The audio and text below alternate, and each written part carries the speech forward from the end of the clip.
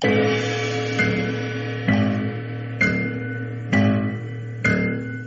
maîtres du mystère.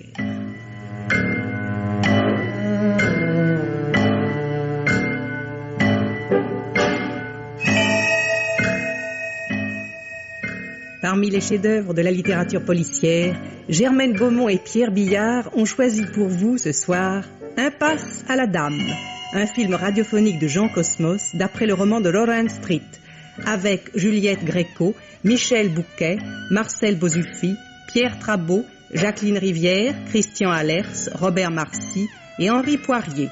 Bruitage Jean Berriac, prise de son Robert Bernangot, collaboration technique Robert Pierrel, assistante de production Odette Jaudry, réalisation Pierre Billard.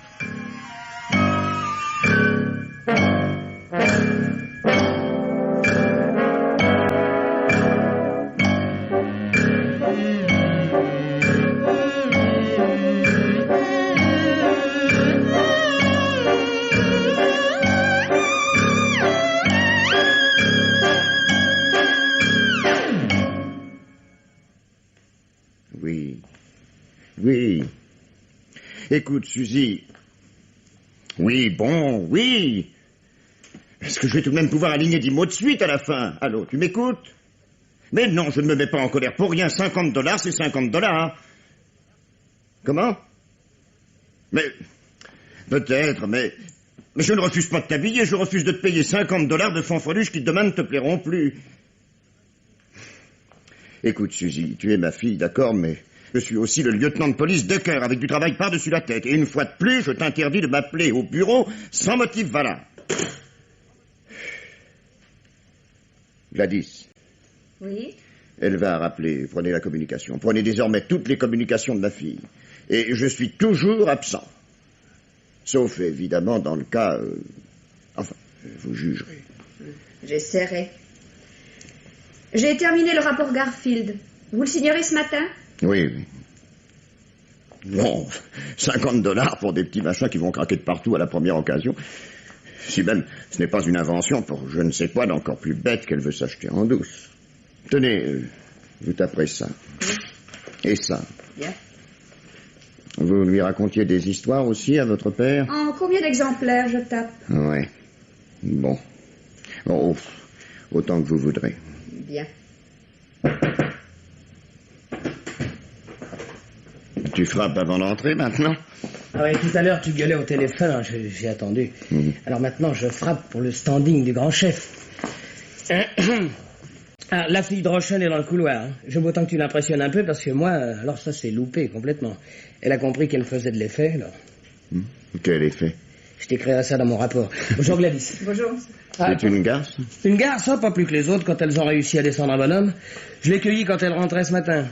Alors elle a fait toute une salade parce que je l'embarquais sans la laisser changer telle quelle en salopette. Mais quand elle a compris que je lui épargnerais les menottes, alors là j'ai cru qu'elle allait m'embrasser. Fait l'avenir. Bien. Gladys. Oui? Le dossier Norma Drochen. C'est la patronne du motel qui a tué Alan quelque chose? Oui, Alan Vane, bon. Hier soir. Revolver. Motel du repos du pèlerin. J'ai ça dans une enveloppe. 2 fois rien comme pièce. J'ai pas besoin de davantage. Une grande enveloppe vide devrait même suffire au point où elle en est. Miss Norma Drochen, je suis le lieutenant Decker. Nous vous avons cherché toute la nuit. Nous aimerions... Asseyez-vous. Nous aimerions savoir pourquoi vous avez tué Alan Vane. Je ne l'ai pas tué. Bien sûr. Mais dites-moi quand même pourquoi, puisque nous savons déjà où, quand et comment. Je ne l'ai pas tué. C'est en venant ici que j'ai appris sa mort. Ne jouez pas sur les mots.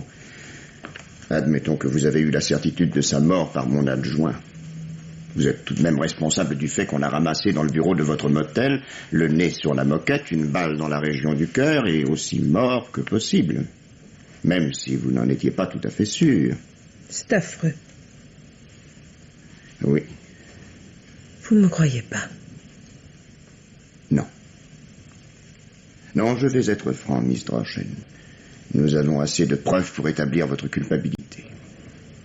Mais j'aimerais connaître votre point de vue. D'accord, vous ne l'avez pas tué. Alors pourquoi vous êtes-vous enfui? Je ne savais pas que je m'enfuyais. Je veux dire, je ne pensais pas qu'on le prendrait comme ça. Je suis partie en courant, c'est tout. Je le fais toujours dans ces cas-là, c'est plus fort que moi. Si je vois un accident, je me sauve, je cours, j'ai toujours agi ainsi. Qui était cet Alan Vane? Je l'ignore. J'aimerais beaucoup vous faire plaisir, mais je ne sais pas. Pourquoi m'a-t-on empêché de passer une robe? Je me sens toute laide dans cette salopette. D'après un témoignage dont je n'ai aucune raison de douter, Alan Vane a passé en votre compagnie les dernières heures de sa vie, si peu que ce soit on fait connaissance en quelques heures. Je n'ai pas la notion du temps. Quelques heures? Vraiment? De quoi avez-vous parlé? Oh, le client bavarde souvent avec moi de l'organisation du motel. Il n'est pas tout à fait installé, enfin pas définitivement. Je me renseigne. Il y en a qui ont beaucoup de goût. C'est très important le goût des gens quand ils en ont, bien sûr. Qui était-ce? Un homme amoureux de vous? Oui, je pense. Une histoire très ancienne. C'était il y a longtemps. Racontez-moi ça. Il n'y a rien à raconter. Je l'avais rencontré il y a pas mal d'années. Il voyageait. J'espère bien qu'un jour ou l'autre, tous les gens qui voyagent passeront par mon motel. Nous nous sommes vaguement reconnus. Vous n'avez donc jamais, comment dire, vécu avec lui? Vécu? Certainement pas jamais. Désirez-vous maintenir cette déclaration? Que vous connaissiez à peine Alan Vane? Évidemment, puisque c'est la vérité. Vous n'étiez pas marié avec lui par hasard? Marié? Non. Alan était exactement le genre d'homme que je n'aurais jamais épousé. Bon. Je lis. Mariage Norma Droshen et Alan Vane. Stop. 18 septembre 1956. New York. Stop. Témoins, Marianne Vane et Philippe Tansey. Stop. Alors. Eh bien, vous n'y allez pas de main morte, mon petit. Sincèrement, vous comptiez me faire avaler un aussi gros mensonge. Mais ça m'aurait tellement arrangé. Elle est magnifique, non, Perkins? J'en ai pourtant entendu. C'est la championne. Qu'allez-vous faire de moi? Que voulez-vous que je fasse, sinon vous inculper de meurtre? Vous allez me prendre pour une épouvantable menteuse. Oh, épouvantable et tout à fait trop. Mais je ne comprends pas toujours ce qui se passe en moi. Mentez-vous souvent? Comment savoir? Non, je crois pas. Donc l'homme que vous avez tué était bien votre mari? Non! Ce n'était pas votre mari? Je ne l'ai pas tué. Mettons-nous d'accord tout de suite, Miss Droshen. La règle du jeu est simple. Nous ne parlerons jamais de qui a tué. Parce que nous avons là-dessus des opinions si contraires que nous en arriverions à penser l'un de l'autre les choses les plus désagréables. Je ne peux pas vous empêcher de mentir, mais n'y allez pas trop fort. De mon côté, j'essaierai d'être aussi régulier que possible. Mon père aussi me parlait comme ça de temps en temps. Et tout de suite après, il me collait une bonne gifle. Eh oui, seulement moi, je n'ai pas le droit. Étiez-vous divorcé, Alan et vous? Il ne voulait pas en entendre parler. Hier, il venait vous demander de reprendre la vie commune? Mais il se doutait bien que ce n'était plus possible. Parce que? Des tas de raisons. Nous étions séparés depuis plus de 4 ans. Et vous savez très bien qu'il y a Peter. Ah, ça c'est gentil. Parlez-moi de Peter Johnson. Vous viviez ensemble? Nous habitions le même chalet. Un instant. Désirait-il que vous divorciez d'avec Alan pour vous épouser, lui? Je pense que oui. Comment aurait-il su qu'il refusait le divorce, puisque je n'ai pas revu Alan jusqu'à hier? Bravo. C'est la bonne réponse? Pour l'instant, oui. La plus habile. Essayez de vous en souvenir. Peter doit être un sujet de conversation agréable pour vous. Très. Allons-y gaiement. Peter Johnson, 34 ans, entrepreneur, enfin, etc. Vous le connaissez mieux que moi, d'ailleurs. Je l'interrogerai tout de suite après vous. Alors, ne lui compliquez pas trop la tâche par des improvisations hâtives. Vous maintenez cette déclaration? Pardon? que vous allez interroger Peter tout de suite après moi. C'est-à-dire, oui, pourquoi? Bon, je vois, quelqu'un a vendu la mèche. Quoi? Vendu la mèche? Mais j'ai rien vendu du tout, moi, hein. Il m'a demandé où se cachait Peter. Alors? S'il était ici, il l'aurait su, non? Tu vois comme elles sont, Perkins. Bah oui. C'est quand on n'y croit plus qu'elles résonnent. Ah, au fait, où se cache-t-il? Vous savez bien que même si je le savais... D'ailleurs, il m'a quitté avant la chose qui est arrivée. Il ne sait peut-être même pas que c'est arrivé. Et de toute façon, ce n'est pas un homme qui se cache. C'est égal. Vous montez joliment aussi, vous. J'anticipais.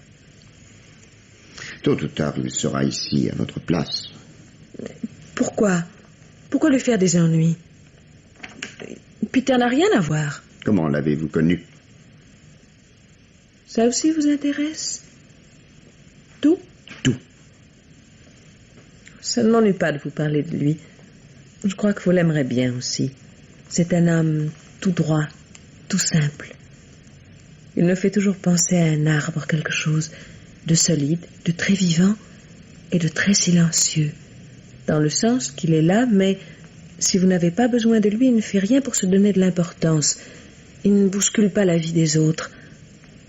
Vous comprenez ce que je veux dire? Ah, vous savez, mon petit, nous autres flics, nous passons tout de même des examens.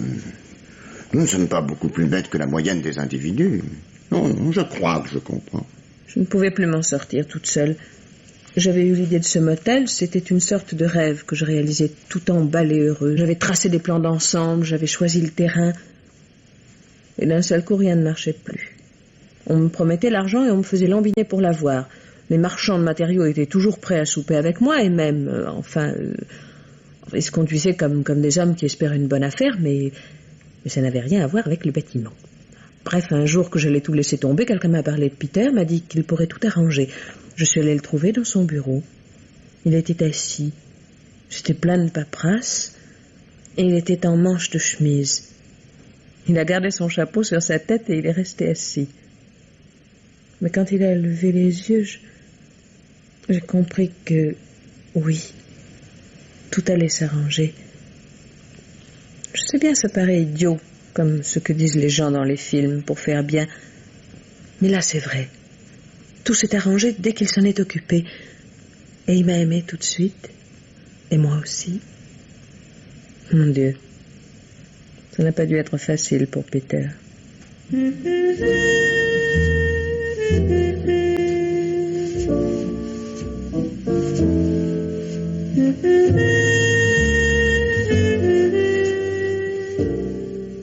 Ils vivaient ensemble dans ce chalet depuis un bon mois, il l'adore, elle l'adore, mais tous les soirs elle lui fermait sa porte au nez. Hein, et le type n'a jamais eu l'idée d'enfoncer les panneaux à coups d'épaule ou de, je sais pas moi, de dévisser le loquet dans la journée. Tu viens me trouver dans mon laboratoire en plein milieu d'un boulot rasoir comme on n'en fait plus, que tu m'as demandé d'ailleurs en plus, pour me raconter des boniments de bande dessinée. Mais c'est une fille si curieuse. Oh. Je me demande comment elle se débrouille pour être en même temps si naïve et si roublarde. Toutes les bonnes femmes sont naïves à cause de leur tête et roublardes à cause d'autre chose, cette fabrication. Maintenant, si tu t'intéresses à mes petits travaux, la balle provenait de la calibre 32, Smith et Wesson, oui, dans le gros outil.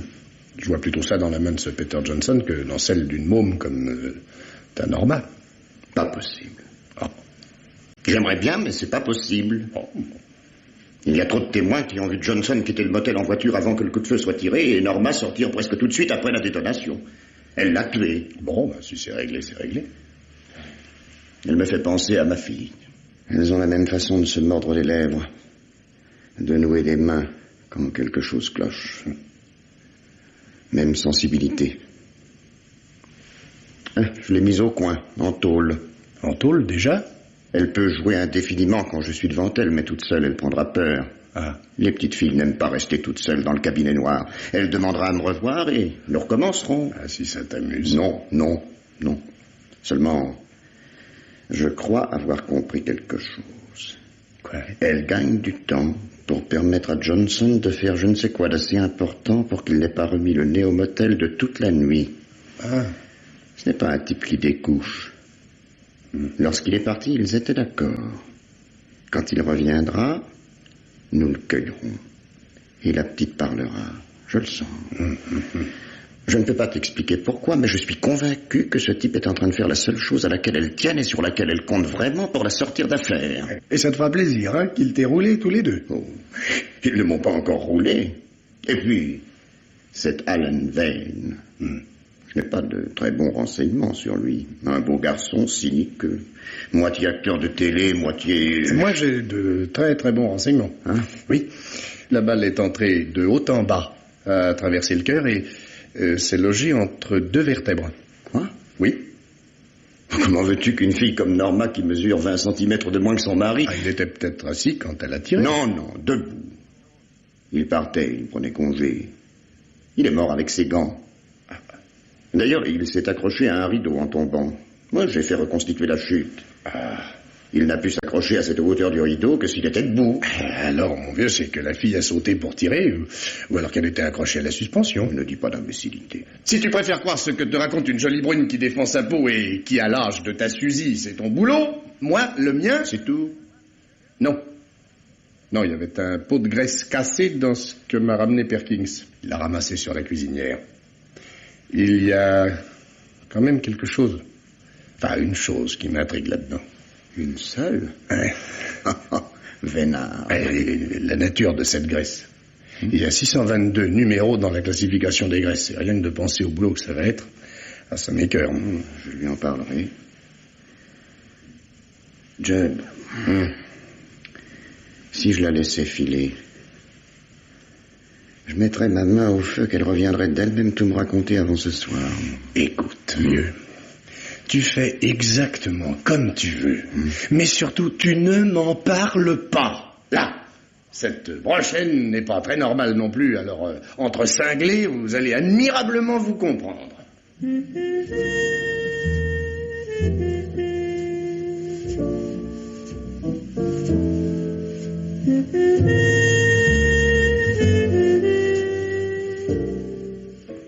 Comment s'est-elle conduite en cellule? Elle n'a pas l'air de se rendre très bien compte. Je lui ai donné la cellule 6 parce que le lavabo est plus propre et qu'elle vient d'être peinte. Elle m'a dit que c'est exactement comme ça qu'elle s'y prend avec les clients. Toujours leur donner le sentiment qu'on leur offre ce qu'il y a de mieux. Elle avait faim aussi, mais pas d'argent. Ah, c'est vrai. On ne lui a pas laissé le temps de déjeuner ce matin. Il faut pourtant qu'elle mange quelque chose. C'est fait. Perkins a payé les sandwichs. Perkins? De sa poche? Elle m'a dit aussi qu'elle n'était pas trop inquiète parce qu'il y a quelqu'un qui s'occupe d'elle. Quelqu'un? Peut-être un avocat? Peut-être. Mais je ne crois pas. Plutôt Johnson. Attention, les voilà. Je continue à prendre un sténo. Comment? Bon. Tu peux nous laisser, Perkins. Bien. Ah, une seconde. Oui. Prends Balenki avec toi et retournez au motel. Il faut me retrouver l'arme. Bon, très bien. Et en passant, si tu pouvais me faire envoyer 2 ou 3 sandwichs sur ton argent de poche. Ouais, c'est amusant, oui. Vous n'êtes pas gentil avec lui. Je peux m'asseoir? Allez-y. Oh, s'il retourne chez moi, vous ne pouvez pas lui demander de me rapporter une robe, puis du maquillage et un peigne, et de vérifier si j'ai bien éteint dans la buanderie avant de... Où êtes-vous allé après que vous vous êtes enfui, Norma? On recommence tout de suite? Je suis allée dans les bois. Non. Je suis allée au cinéma et... Non. Chez des amis. Qui? Mais ils n'ont rien à voir dans tout ça. Il s'agit des Cornell. Oscar et Virginia Cornell, habitants de Dryden Street. Vous avez passé la nuit chez eux. Mais si vous le savez... À quelle heure êtes-vous arrivé? Ça aussi, je le sais. Pas moi. Si. Si. Vous avez fait remarquer à Virginia qu'il était 9h15 et que son carillon sonnait la demi. Hein? Je mens? C'est le contraire. Il était la demi et le carillon a sonné le quart. Cette mémoire, tout de même, hein, quand on veut. Méfiez-vous, Norma. Je n'aime pas qu'on se paie ma tête. Je ne me paie pas votre tête. Je saurai parce que vous... Je peux le dire? Dites-le, et après je vous dirai si vous le pouviez.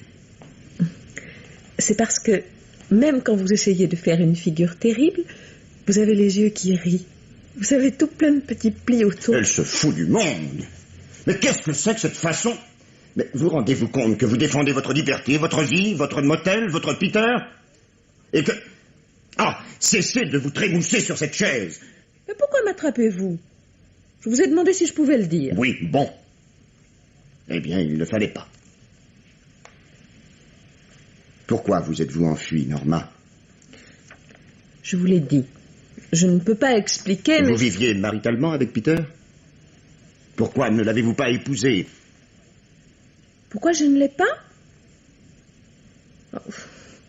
Je ne voulais pas qu'il puisse m'appeler sa femme, comme si j'étais un meuble ou n'importe quel objet. Ma voiture, ma pipe, mon journal, ma femme. Ouais.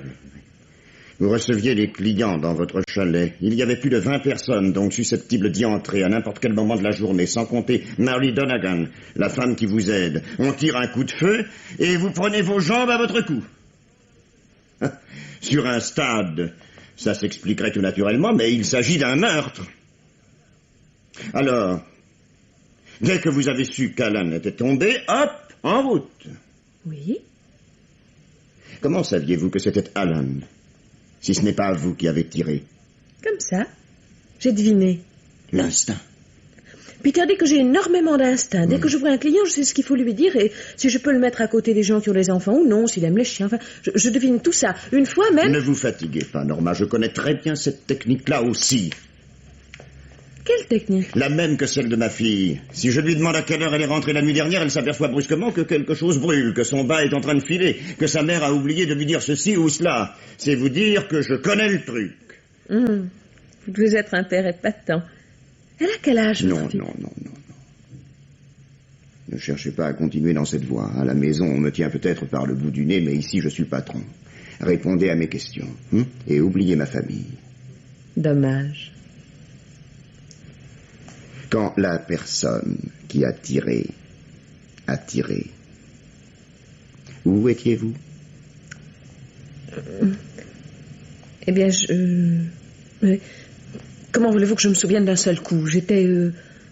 Oui, j'étais dans la buanderie. Oh, j'espère que Perkins aura eu la bonne idée d'éteindre. Mary Donegan prétend qu'elle était elle-même dans la buanderie. Peut-être, oui. Oui, je me souviens. Elle ne se souvient pas de vous y avoir vu. Tiens. Ah ben j'aurais pourtant juré qu'elle y était. Nous pouvons le jurer ensemble. C'est vous qui étiez ailleurs. Où? Lorsque je vous le dis, vous ne me croyez pas. Dites-moi la vérité, je vous croirai. Vous n'aurez aucun mérite si c'est la vérité. Sur la terrasse, devant le chalet. Quel endroit de la terrasse? Chaise longue, angle gauche, fatigué. Boum, et on part, c'est ça? À peu près. Mais à côté de vous, Norma, ma fille est l'ange de la vérité. Vous rendez-vous compte que le meurtrier ne peut être que vous ou Peter? Vous saisissez ça? Lui ou vous? Mais quelqu'un d'autre a pu tirer. Des quantités de types détestaient Alan, des centaines de gens ont pu le tuer. L'homme avec lequel il s'est disputé hier peut très bien l'avoir fait. Un homme s'est disputé avec Alan, hier, au chalet? Oui, je l'ai à peine vu. J'avais complètement oublié cet incident. J'ignorais même qu'il pouvait vous intéresser. Vous ignoriez même que... Et elle m'invente ça exactement au bon moment, exactement sur le ton qui m'obligera à coller 100 types à la recherche d'un bonhomme qu'elle vient d'inventer. Prouvez-le. Tout de suite. Décrivez-le. Je vous dis que je l'ai à peine vu. Il est arrivé en voiture rouge. Non, orange. Peut-être rouge-orange. Enfin, de toute manière, pas noir. Je ne sais pas quelle marque. Oh, ça ne fait rien, mon petit. Ça ne fait rien. Nous éliminons déjà les voitures noires. C'est le plus gros de fait. Ensuite... Eh bien, ils se sont disputés. Il paraissait un tout petit peu moins grand qu'Alan. Il voulait louer un chalet, mais Alan s'est opposé. Il n'avait pourtant pas mauvais genre. Il a crié, tu n'as pas le droit de refuser. Il a tutoyé Alan. Voulez-vous dire qu'ils se connaissaient? J'ai pas fait attention, mais c'est vrai, oui. Mais sûrement s'ils se sont tutoyés. Bon, quand on est en colère, les hommes ne savent plus très bien ce qu'ils disent. Vous, par contre, Mais bon Dieu, comment ces idées-là peuvent-elles vous venir? Des ficelles de vieux renard et entre deux battements de cils. Il avait un chapeau vert. Hein? Un chapeau de feutre vert pâle avec une plume. Vous êtes sûr? Taisez-vous. Taille moyenne? Brun? Brun. À bord d'une voiture. L'immatriculation. Bon. Une voiture. Bon, c'est bien suffisant. Rouge ou orange-rouge? Plutôt rouge. Rouge. Mais le chapeau reste vert, hein? Pâle, hein? En feutre. Et à plume. Parfait. Gladys. Oui. Pour recherche immédiate, portez ça à Tennyson. Et qu'il se grouille. Bien. Si j'avais pu deviner. Cet homme a pu s'enfuir depuis hier. Oui, ça va comme ça, Miss Drochen. À moi de marquer un point. Et je vous préviens que... Qu'est-ce qu'il y a encore? Ça fait 2 fois de suite que vous m'appelez Miss Trochen. Fâché? Avez-vous donné de l'argent à votre mari? Que voulez-vous dire par de l'argent à mon mari? Oui ou non? Un peu? Combien? Oh, de la monnaie. Il en prenait de temps en temps comme ça dans mon sac. Où étiez-vous lorsque le coup de feu a été tiré? Toujours pareil. Terrasse, angle gauche, fatigué. À quel moment avez-vous fait tomber le pot de graisse dans la cuisine? Un pot de graisse? Quelle graisse? J'allais vous le demander. Nous y reviendrons. En attendant, regardez ça. Un chèque de $5000 à l'ordre d'Allen Vane, signé Norma Drochen. C'est ça, la monnaie? Un chèque de $5000 déchiré, retrouvé dans votre corbeille et recollé morceau par morceau dans mon laboratoire. Mais s'il était déchiré dans ma corbeille, je ne lui ai pas donné. D'ailleurs, je ne me souviens pas. $5000. Et elle ne se souvient pas. Mais qui a déchiré le chèque? Lui? Alan? Il avait une raison? Couvert de dettes, toujours à l'affût d'un petit job pas trop salissant. Des cachets de misère dans la figuration d'Hollywood. Il déchire le chèque. Pourquoi? Et pourquoi le lui offriez-vous? Il y a une réponse dans les 2 cas. Alan espérait davantage, et vous achetiez son silence. Malheureusement, on lui a appris à annoncer les coups, que ce soit au tennis ou au bridge. Il fait ses valises, met ses gants, et vient vous annoncer son départ, et quelle somme il compte vous estorquer. Une petite crapule extrêmement correcte. Vous le tuez. Et je ne compte absolument pas que vous allez le reconnaître. Allez, en cellule. Recollez-la en cellule. Réfléchissez, rissolez, mijotez. De mon côté, je vous jure de dégoter la solution. Si vous aviez un secret qui valait plus de $5000, je trouverai. Un flic trouve toujours ça.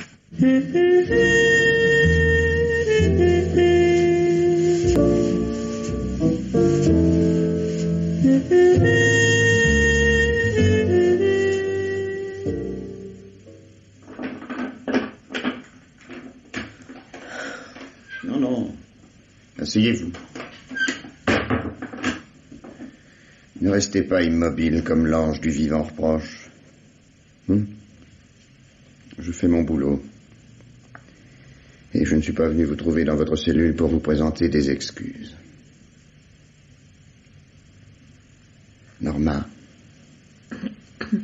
vous allez me répondre franchement. Très vite. Hier soir, avez-vous serré la main de Ludwig von Beethoven? Quoi? Le musicien? Oui. Vous le connaissez donc, de réputation. Bien sûr, oui, mais... Il est mort. Depuis, je n'ai pas pu lui serrer... Bravo, Norma. Et merci, mon petit, merci. Je suis tellement content de commencer ce nouvel entretien dans la sincérité. Maintenant, si quelqu'un me dit que vous ne cessez pas de mentir, je pourrai vous défendre. Merci. Mon Dieu, que c'est bête. On vous imaginerait pas si jeune d'esprit. Si drôle. J'ai appris pas mal de choses pendant cette longue séparation de 3 heures. Par exemple, le pot de graisse que vous avez cassé dans la cuisine. Je ne l'ai pas cassé. Alors vous l'avez ramassé. Ah oui. Je l'ai ramassé. Eh bien, c'était de la graisse d'oie. Que faisiez-vous donc dans la cuisine? J'étais sur la terrasse. Vous avez certainement été sur la terrasse à un moment donné de la soirée, mais vous êtes rentré dans le chalet par la porte qui donne de la terrasse dans la cuisine. Vous avez ramassé le pot de graisse. Vous vous êtes vaguement essuyé les mains avec un torchon, mal essuyé. Vous êtes entré dans le living room, c'est-à-dire la pièce où nous avons retrouvé Alan. Oui, il y a des tas d'empreintes graisseuses sur le bureau. Laissez-moi. Je n'ai pas bougé de la terrasse. Nous sommes sur la piste de Peter Johnson. Nous le coincerons avant ce soir. Comment prenait-il la présence d'Alan près de vous? Votre mari n'est pas arrivé hier. Il était au motel depuis 3 jours. C'est ça? Nous sommes seuls, mon petit. Quoi que vous me disiez, je ne pourrais pas m'en servir contre vous. Ça ne vaudrait rien devant un jury. Même si vous m'avouez que vous avez tué Alan. Vous ne pourriez pas vous en servir? Vraiment pas? Je ne peux pas avouer une chose qui ne serait pas vraie.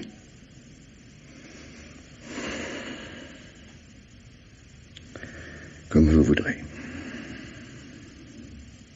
Vous viviez donc ensemble depuis 3 jours, vous, votre mari provisoire et votre mari futur, dans le même chalet. Pas du tout. Alan ne vivait pas dans notre chalet. Il avait accepté un petit bungalow à l'autre bout du camp. Il était arrivé 3 jours plus tôt et j'ai tout de suite compris que tout n'allait pas très bien pour lui, bien qu'il ne cesse de parler de ses derniers rôles ici et là. Dans la vie, c'était un très bon acteur. Amusant, sympathique, plein de charme. Peter lui-même le trouvait amusant et sympathique. Malheureusement, dans son métier, ce n'était plus qu'un comédien tout à fait quelconque. Quand je l'ai vu débarquer dans une vieille voiture, j'ai compris que j'aurais à l'aider une fois de plus. Les voitures d'Alan, c'était le baromètre de sa situation financière. Mais Peter savait qu'il était votre mari. Oui, mais il l'a toujours su. On peut cacher longtemps une cicatrice à un homme qu'on aime, mais pas un mari. Je pense que Peter ne pouvait que haïr cette cicatrice dans votre vie. Vous ne connaissez pas Peter. Non, mais c'est pour bientôt. Nous vivions très correctement tous les 3. Très amicalement. Pourvu qu'Alan n'ait rien à faire, il était épatant. Pourquoi lui avez-vous fait un chèque de $5 000? Pourquoi l'a-t-il mis en pièces? Je ne sais pas. J'étais sur la terrasse. Et vous lui avez envoyé le chèque avec une sarbacane. Bon, je n'ai pas l'intention de reprendre éternellement la discussion par le même bout. Je vous fais une liste de tout ce que je veux savoir.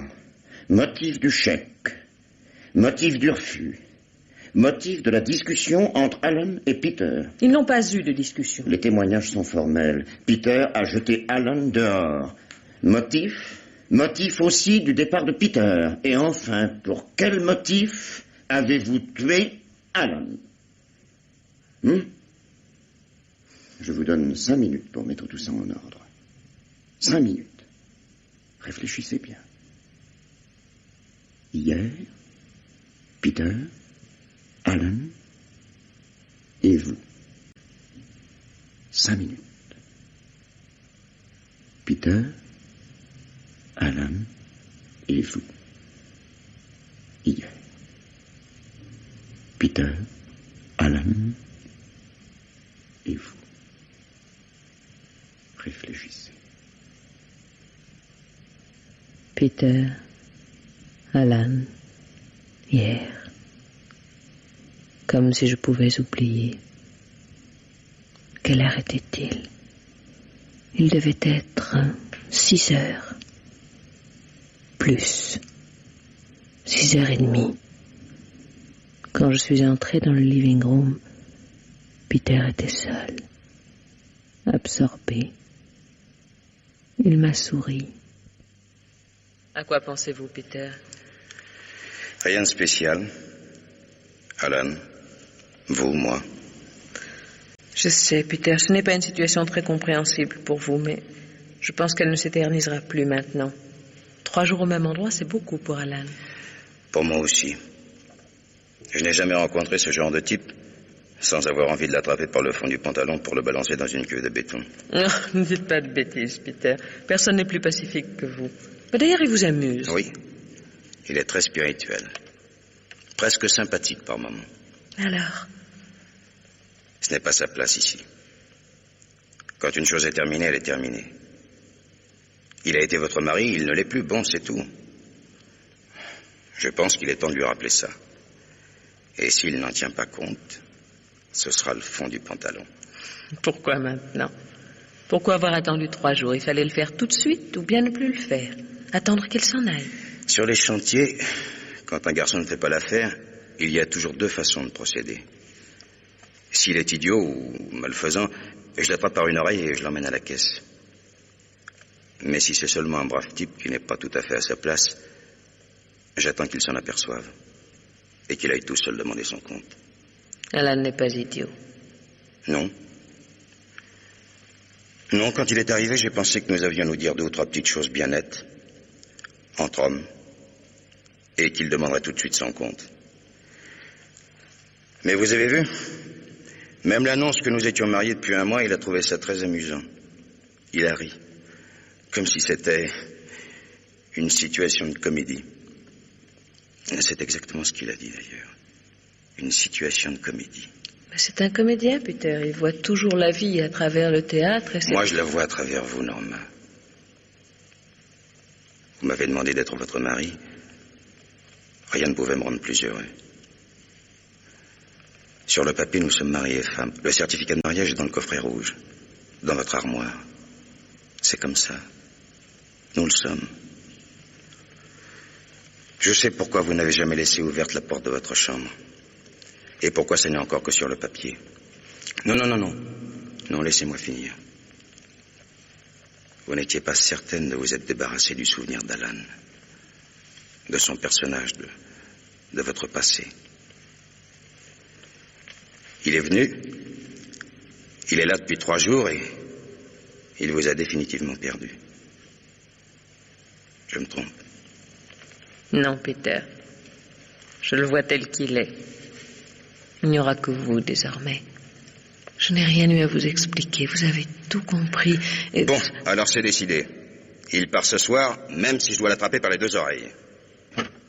Et qui doit-on prendre par les 2 oreilles? Alan, tu as toujours le don de tomber quand il ne le faut pas. Norma, écoute. laissez-moi m'occuper de ça. C'est une sorte de gamin, mais faites comme vous l'entendez, tôt ou tard... Je vais vous aider à faire vos valises, Alan. Comme ça, tout de suite? Oui. Bon. Mais dans ce cas, j'exigerai que ma femme me suive. Ne soyez pas stupide. Elle n'est plus votre femme et vous le savez. Erreur! Elle est toujours ma femme. Elle est la seule propriété qui nous soit commune, la seule trace de communauté de goût entre vous et moi. Mais je suis seul propriétaire légal de cette adorable charmeuse de bons hommes. Et par voie de conséquence de ce chalet, des bungalows, de la piscine. Vous êtes divorcé. Explique-lui, Norma. Inutile d'expliquer. C'est donc ça qui vous amusait tellement quand je vous ai annoncé notre propre mariage? Mettez-vous à ma place. C'est cocasse, non? C'est formidablement marrant. Norma, ce que je viens d'apprendre, est-ce que cela change quelque chose pour vous? Dans votre cœur? Qui doit partir? Lui ou moi? Je suis prêt. Si vous désirez encore me garder, Peter... La porte est derrière vous, Vane. C'est votre dernière chance de sortir correctement et sur vos jambes. Il se trouve que justement, je n'ai pas l'intention... Restez où vous êtes, Johnston. Mais restez. Je ferai des emmerdements, vous savez. C'est vraiment le contraire d'un homme. Regardez, il m'a mordu la main. Ne pleurez pas, Norma. Si vous ne faisiez que des choses explicables, et pas des bêtises des petites filles toujours un peu perdues, ce ne serait probablement pas aussi merveilleux entre nous. Regardez-moi. Il nous tient. Nous pouvons avoir tous les deux les pires ennuis du monde si n'importe qui apprenait que vous êtes bigame. C'est un mot ridicule. Je croyais que ça ne correspondait à rien et... Voilà. Je vais partir. Ne vous inquiétez pas, je serai là demain. Il faut absolument que j'obtienne du vieux bonhomme de juge qui nous a mariés qu'il annule ça. Nous recommencerons. Nous recommencerons tout. Et ce sera beaucoup mieux qu'avant. Il est parti. J'espère qu'il a pu joindre le vieux juge. Le lieutenant Decker ne doit jamais savoir. Il faut que je gagne du temps encore. Peter, je ne veux pas qu'il vous arrive quoi que ce soit à cause d'une fille stupide. Où êtes-vous, Peter? Après que vous êtes parti, Alan est revenu. Il attendait votre départ. Et c'est alors que tout est devenu terrible. Très vite. Que veux-tu, Alan? Il t'a chassé, ce n'est pas assez d'une fois? Tu les prends costauds à présent. Ce sont eux qui supportent le plus mal la prison. Le manque de grand air sera terrible pour lui. Il n'y est pour rien. C'est ignoble, Alan. Tu sais qu'il n'y est pour rien. Moi, oui. Toi aussi. Mais va le prouver. Qu'est-ce que 3 ans de tôle dans la vie d'un homme? 3 ans? Mais peut-être condamné à 3 ans? Dans cet état, c'est automatique. Pour la bigamie, 3 ans chacun. Je me fiche de ce qui peut m'arriver, c'est à Peter que je pense. Évidemment, moi aussi. Qu'est-ce que tu écris? 5 000 $ en banque. Je te fais un chèque de 5 000 $. Tiens, prends-le. Prends-le, Alan, et laisse-nous. Fais cela pour moi. 5 000 $, tu n'as jamais eu autant d'argent. Regarde ton chèque. Voilà ce que je fais de 5 000 $, tiens. Mais tu me prends pour un imbécile ou quoi? Je veux tout. Le motel, la bagnole, le compte en banque, tout. Et 3 ans de cabane ne me suffisent pas pour ton déménageur, je veux sa peau. Je te hais. Je te hais. Tu es une petite ordure, un sale petit voyou. Mais je connais un moyen de me débarrasser de toi. Moi aussi. Et c'est Peter qui paiera. Alan! Alan! Tu crois que c'est facile?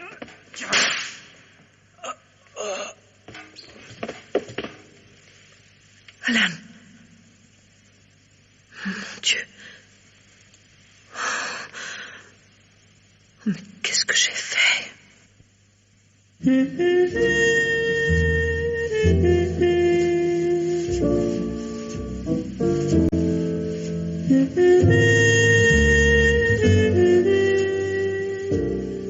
Les 5 minutes sont écoulées, Norma.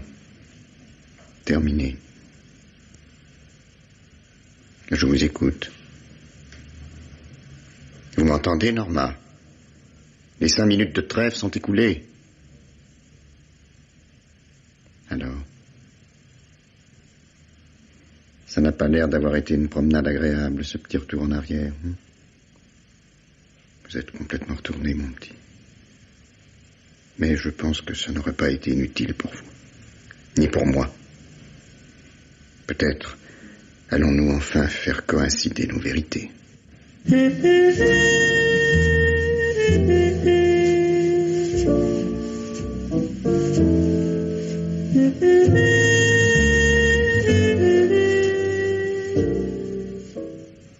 Voici votre arme, Norma. Smith et Wesson, calibre 32. Le détective Balenki l'a retrouvé dans la buanderie du motel. Vous le reconnaissez? Oui. Je ne m'y attendais pas. Nous l'enverrons au laboratoire et probablement ne reconnaîtrez-vous plus les empreintes que nous relèverons dessus. Je vous donne vraiment beaucoup de mal. Où étiez-vous lorsque le coup de feu a été tiré? Toujours sur la terrasse. Avez-vous dit à Peter que vous étiez la femme légitime d'Alan Vane? Oui, ça aussi je vous l'ai répété 20 fois.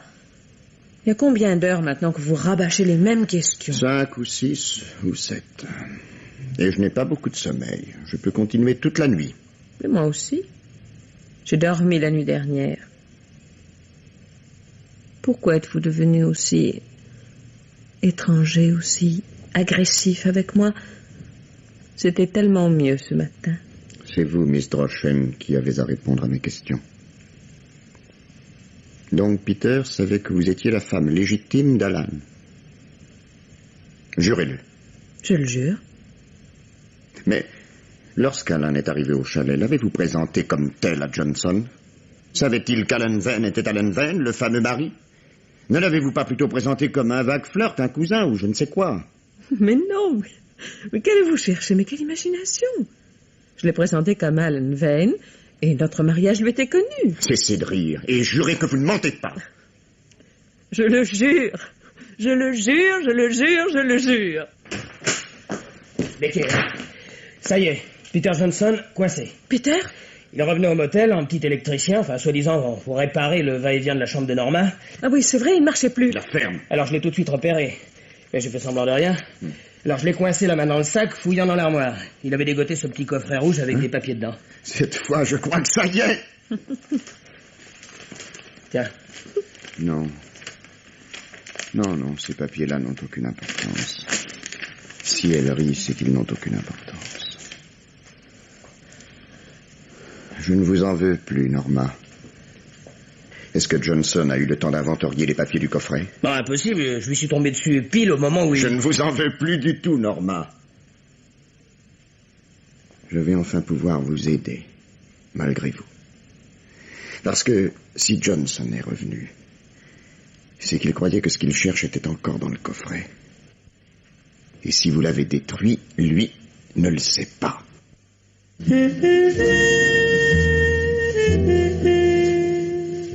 Je l'ai interrogé 1 heure, Jeb.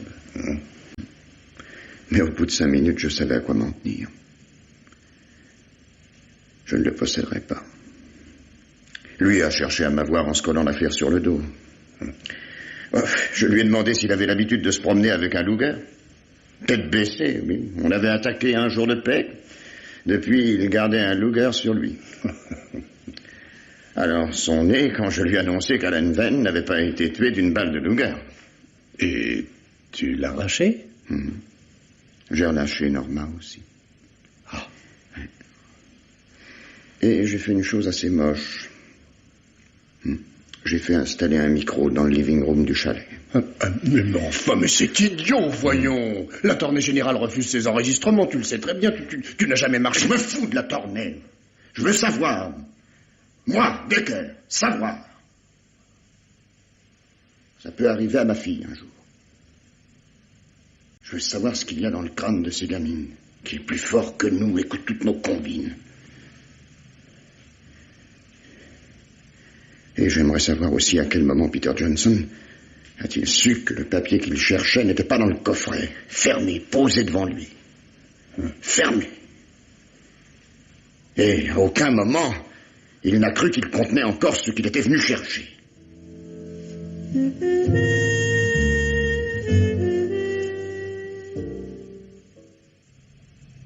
Peter, j'ai cru 100 fois que j'allais parler, tout dire, me délivrer et délivrer ce lieutenant. J'aurais tant voulu que nous restions amis. Et au lieu de ça, je devais inventer, toujours mentir. Vous êtes là, Peter, et je ne regrette rien. Pourquoi regardez-vous dans cette... Il faudra mettre une plante verte près de la cheminée. Il y a un microphone, j'en suis sûr. Le fil, là, derrière le lampadaire. Un liard d'appartement, ce serait tout à fait bien. Avez-vous détruit le certificat? Ce sera bien, Liam. Vous avez des idées formidables, Peter. Je l'ai brûlé. Mais comment avez-vous deviné qu'il ne l'avait pas? Il m'accusait d'avoir tué Alan. Parce qu'il refusait le divorce. Et pour que je vous épouse, moi, il n'y a plus aucune trace de notre mariage. Nous allons tout recommencer à zéro. Plus tard. Oui, mon chéri. Plus tard. J'ai tué Alan, Peter. Et je veux qu'on sache pourquoi et comment. Norma! Non, maintenant, je peux le dire. Tu as gagné, Decker. Tais-toi, bon sang, laisse-moi écouter. Le lieutenant Decker sait qu'il vient à un moment où le mensonge n'est plus utile et n'a plus de signification. La vérité devient quelque chose comme de l'eau fraîche. Non, Peter, ne touchez à rien, je vous en prie. Elle sait que je l'écoute, mais qu'elle se taise, bon Dieu. Si elle croit m'avoir comme ça... Je n'étais pas sur la terrasse. Bien sûr. J'étais dans la cuisine, en train de ramasser un pot de graisse qui était tombé je ne sais comment. Lorsqu'Alan est revenu, après votre départ, Peter. Il n'a rien voulu entendre. Il ne souhaitait que nous faire le plus de mal possible, empêcher notre mariage. Je lui ai offert 5 000 $, il a déchiré le chèque, il voulait tout. Il comprenait qu'il pouvait tout avoir puisqu'il était encore et malgré tout mon mari. Et même qu'il pouvait tout garder seul s'il héritait de moi. Hériter? Comment ça, hériter? Mais en me tuant. J'avais ouvert le tiroir du bureau pour prendre le carnet de chèques. Alan savait qu'il y avait un revolver, je n'ai jamais su m'en servir. Mais je le gardais là, pour le cas où. Mon père disait toujours que là où on met l'argent, il faut aussi mettre de quoi le défendre. Il a pris le revolver. Et c'est à ce moment que j'ai compris pourquoi il avait mis ses gants. Il ne voulait pas d'empreinte. Il voulait me tuer et que vous soyez accusé de ce meurtre. Pourquoi? Pourquoi? Mais tout lui revenait et tout paraissait logique. Pour la police, tout s'expliquait. Vous vous étiez battu, il avait eu le dessous. Mais vous étiez parti. Il aurait prétendu que je vous avais chassé pour ça et que vous étiez revenu me tuer parce qu'au fond, je le préférais, lui, Alan. Vous n'auriez pas pu prouver le contraire. Je me suis jetée sur lui, je l'ai insulté, nous nous battions, et le coup est parti. Je ne peux pas dire à quel moment il est tombé. Je me suis enfuie. Non. Non, mon petit. Remettez-vous. Non, là, je suis là. Êtes-vous content, Decker? Est-ce que cette vérité-là vous suffit?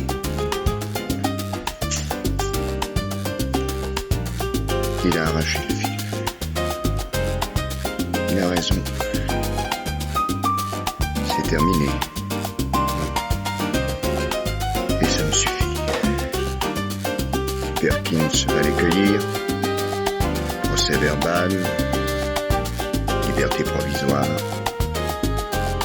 Et absolution. Légitime défense. C'est le plus joli cas que je connaisse de légitime défense. Mais elle ne risque rien. Pratiquement, si elle pouvait prouver ça, elle ne risquerait rien. Elle a encore menti. Oh, je m'en fous. Je sais qu'ils ont menti tous les deux. Ils se sont parlé à voix basse. Et ce qu'ils se sont dit à ce moment-là, c'est ce que nous ne saurons jamais. Elle est nouvelle. Elle a quitté le domicile conjugal depuis 4 ans. Norma pouvait exiger le divorce. Il y avait donc un autre moyen de la coincer. Peut-être qu'il tenait à elle. Rien que la façon de faire la cuisine, des fois, ça, c'est vrai, ça attache. Bon sang, la cuisine! Oh, quel pauvre type je fais. Mais elle a dit la vérité, mon vieux. J'ai la preuve qu'elle a dit la vérité. Mais quelle preuve? Ah, ça me turlupinait, ça, je t'en parlais pas, mais c'est vrai, ça, je me demandais pourquoi il y avait des traces de graisse d'oie sur le canon du revolver, et seulement sur le canon. Rien sur la crosse ni sur la détente. J'essayais de comprendre comment elle avait pu être assez idiote pour laisser des empreintes sur le canon et pas sur... C'est Alan, mon vieux, qui tenait le revolver par la crosse, le doigt sur la gâchette. Et elle se contentait d'éloigner l'arme par le canon, et le coup est parti quand il avait le bras en l'air.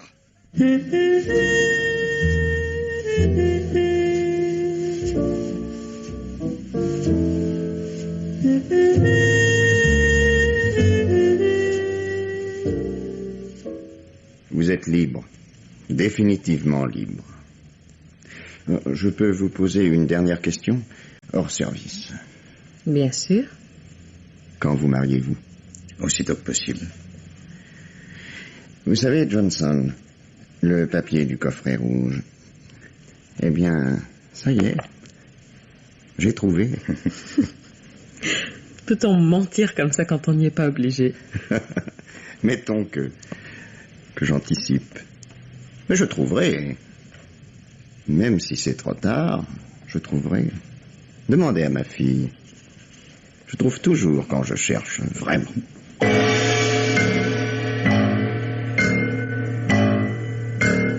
Les maîtres du mystère.